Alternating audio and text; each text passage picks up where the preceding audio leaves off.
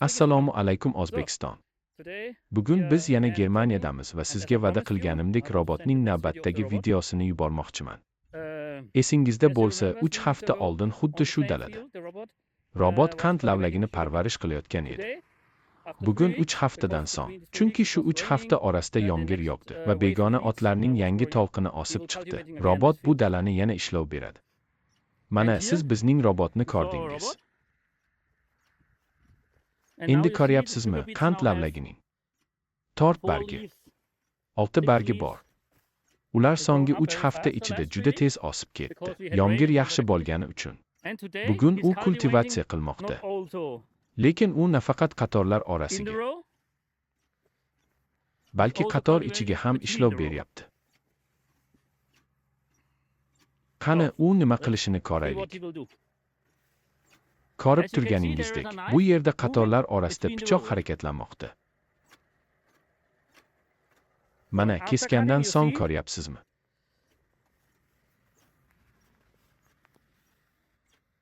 Qator ichida ham, qatorlar orasida ham kesilgan. U kesmoqda, lekin barcha qand lavlagilar shikastlanmagan. Qani u qanday harakat qilishini ko'raylik. Dala oxirida burilmoqda.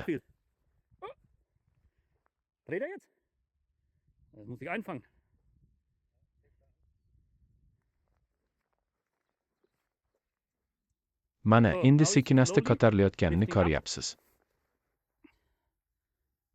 Kultivatorimiz.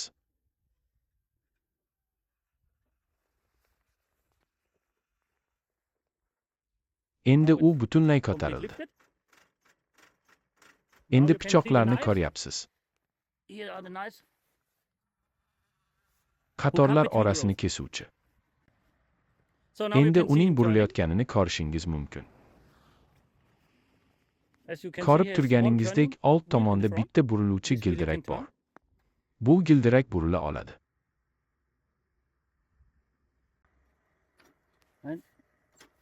Va endi u qator ichida kesishni boshlaydi.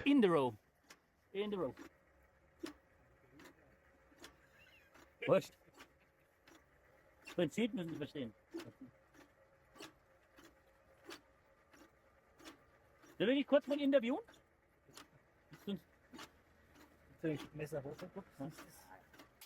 Bu yerda ko'rishingiz mumkin. Bu qator ichini kesadigan pichoq. Wenn du willst, kann ich dich noch kurz interviewen. Kannst du Englisch? Ich mach's auf Deutsch. So. Bu robotning egasi. Salom, janob Dul. Kristian. Biz robot haqida gaplashishimiz kerak. Men undan bu robotga qachondan beri egalik qilayotganini so'radim. U 2021-yildan beri foydalanayotganini aytdi. Demak, bu robotdan foydalanayotgan 5-mavsumi ekan. U faqat qand lavlagida ishlatishini aytdi, ammo men oxirgi videomda aytganimdek, siz uni qatorlab ekiladigan barcha ekinlarda ishlatishingiz mumkin, masalan. U raps ham mumkinligini aytdi yoki men aytganimdek paxta, makka johori bo'lishi mumkin. U men avvalgi videoda aytganimdek, organik dehqonchilikda 50 gektar qand lavlagi borligini va buni ikkita robot bilan uddalay olishini aytdi. Xo'sh, men undan so'radim. Biror salbiy tomoni bormi? Yoki robotdan foydalanishda unchalik yaxshi bo'lmagan jihatlar? U umuman olganda ishlayotganini aytdi, ammo ba'zida muammolar bo'lganda robot xabar yuboradi. U daladan chiqishi kerak bo'ladi va nima bo'lganini tekshirish kerak. Ba'zan bir hafta hech narsa bo'lmasligi mumkin, ammo boshqa hal qilinmagan muammo bo'lsa, balki u bir kunda bir necha marta kelishga to'g'ri kelishi mumkin. U yana shuni aytdiki, nozik sozlash haqida gamxo'rlik qilishingiz kerak. Chunki tuproq nam yoki quruq bo'lganida farq qiladi. Shunda siz yaxshiroq natijaga erishishingiz mumkin. Aniqroq ishlov berganda.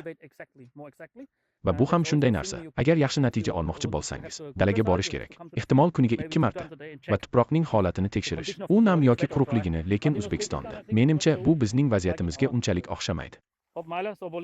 Auf Wiedersehen. Servus.